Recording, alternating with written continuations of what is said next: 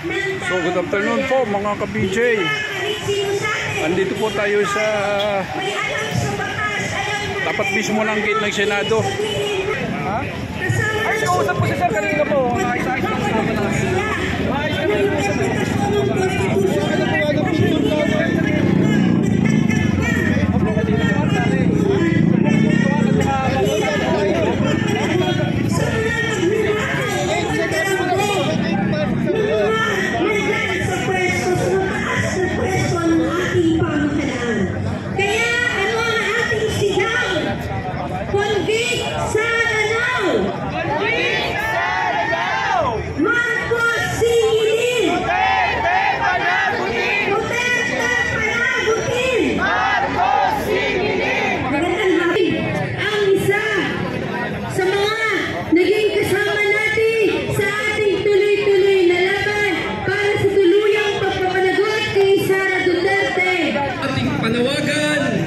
Na dapat litisin ang opisina at ang pinakamalaki na pagtitiwala ay sa usapin ng confidential fund.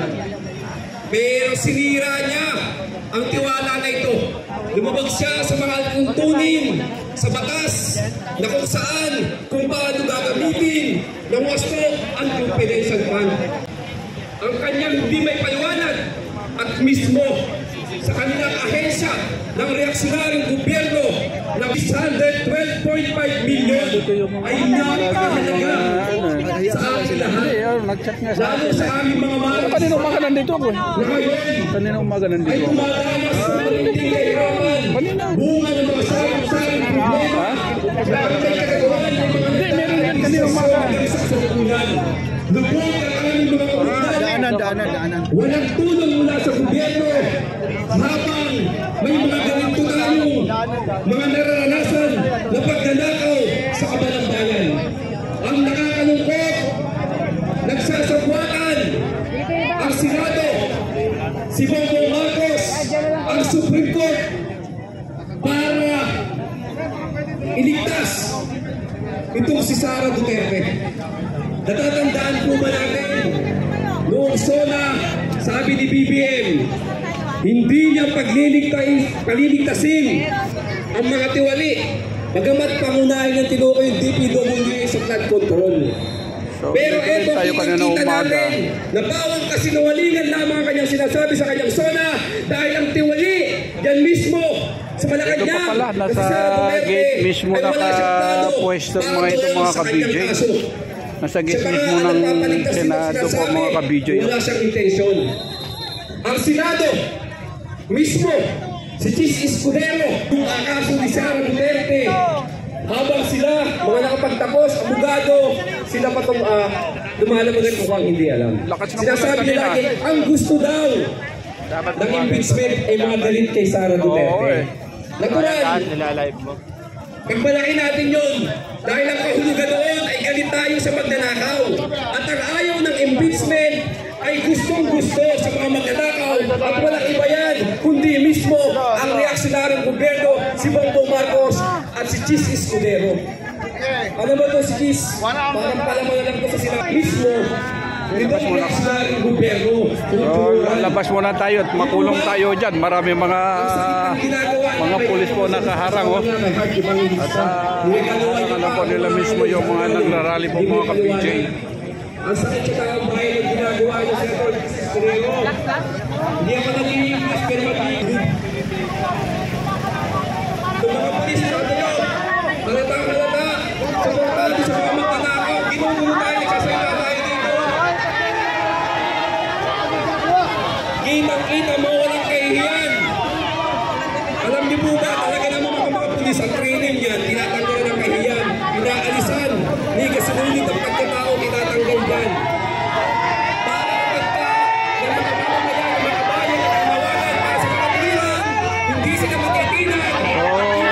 Parang pilit po na i-disperse po ng mga ng mga pulis po nagsasalita dyan kaso hindi po nakakit sa taas. Oh. Gusto nila po umakyat sa taas ng stage. So hindi sila nakakit sa taas mga ka-BJ.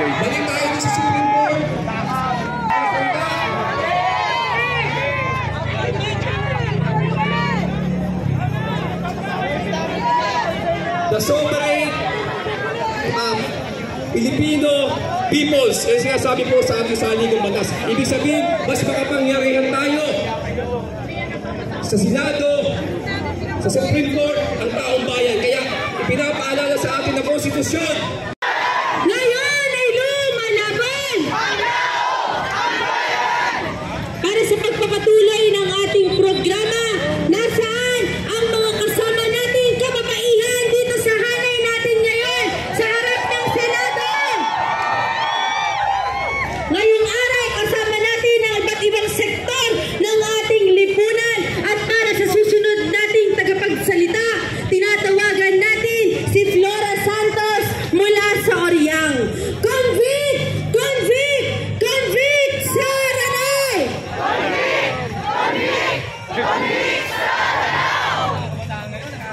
Mula sa lumalabang mga kababaihan na nandito ngayon, isang mapagpalayang araw sa iyong lahat, kasama ang lahat ng kalalakihan na lumalaban. Mga kasama, nandito tayo muli, walang kasawa-sawa sa pagpoprotesta sa ganitong galak-alagayan na nangyayari sa ating bayan na walang hustisya, ibinabasura ang mga kaso na dapat i-convict na. Tama ba ako? Yan ang dapat gawin kay Sara. So, pag may lumabas yung mga senator dyan, wait pa sila nakakalabas. Ay baka doon sa kabila, sa may labasan po ng GSIS. Dahil sarado po itong gate. Nakasara na po yung gate ng Senado po mga ka-PJ dahil nandito po mismo nakapwesto. So kanina umaga hindi po nakapwesto dito, hindi pinayagan. Marami sa ating nagugulo. Lagi ganyan ang gagawin sa atin ng mga namumuno ng kabuhay. Kaya, so, ere, tingnan natin yung mga pulisundan natin po mga ka-PJ kung saan ano nila rito. Supreme Court ng Senado, ng Kongreso, alam na alam ko ang mahihirap ang krisis. Wala ng krisis, kinukulong na ang ito.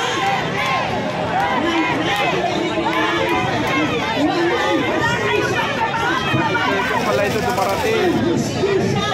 So mga Duterte pala, dito pala mga supporters ni Duterte po mga ka-BJ at sumugod po dito mga ka-BJ dito sa mga nagrarally dito mga anti-Duterte. So kaya pala yung mga pulis na bigla po sila pinuntahan siyempre para hindi po magka-anuhan dito, hindi po magka-gulo.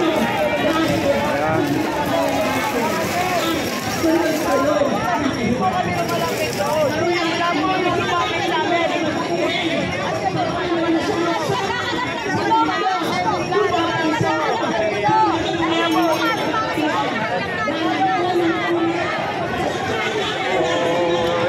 Pala mga ka-PJ ang ano niya istorya. So andyan po yung mga nagrarally para sa anti-Duterte. Mga anti-Duterte po nagrarally dyan kanina po. So bigla po dumarating itong mga pro-Duterte. Bigla po sumugod dito sa rally dito sa tapat ng tapat ng Senado po mga ka-PJ. So ito po mga pro-Duterte pero galit na galit pa po sila mga ka-PJ. Galit na galit dahil sila na po ang dumarating dito ngayon to. At kalma lang po mga kapatid, kalma lang po. Gusto namin Sara Duterte, walang ibang pag-asa ng Republika ng Pilipinas kung hindi si Sara Duterte.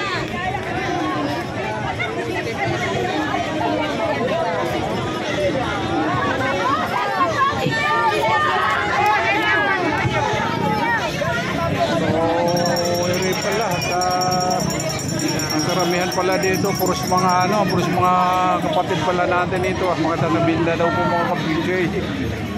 O kaya medyo hot. Huwag mo na mag-hot mga kapatid at dahan-dahan lang.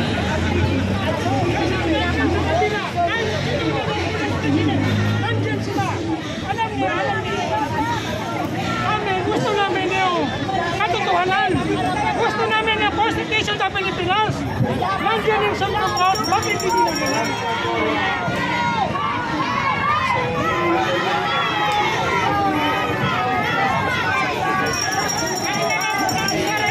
naman, tinapatan sila mga antayo. Ayan o. Tapatan na lang po itong mga ka-BJ. Ayan o. So, okay naman kasi may mga pulis naman. Ayan o. May mga pulis naman po nakaharang at nakabantay po mga ka-BJ. Ayan.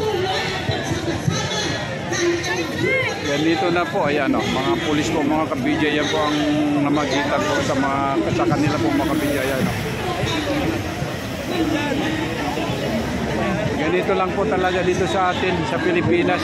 Ganito na po ang init ng mga politics dito sa atin po mga ka-BJ.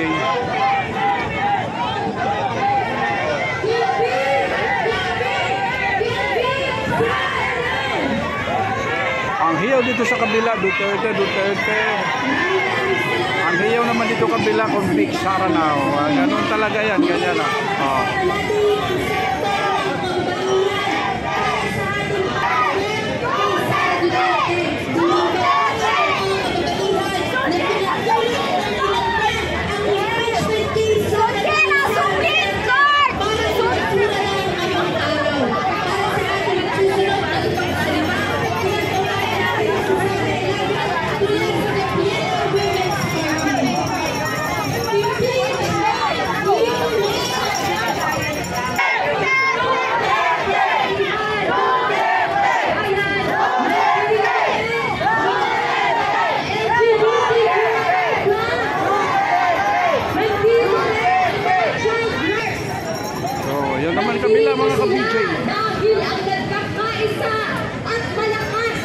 So ayan na po mga ka-BJ, kapalagayan pa.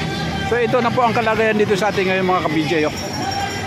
Iring kaliwa po natin, yan, Duterte.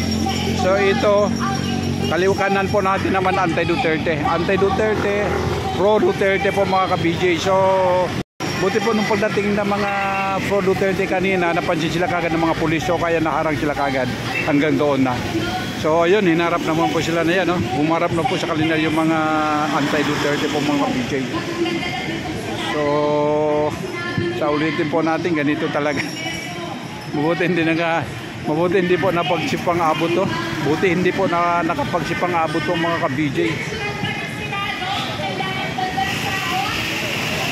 Ayan, yung mga pulis nagkatalikura po mga ka-BJ. Hindi lang si Sara Duterte ang magnanakaw, kahit si Chis Escudero ay magnanakaw. Na makailan lang nag-insert ng bilyong piso sa budget. Hindi lang naman si Rodrigo ang mamamatay tao. Hindi lang naman siya ang mass murderer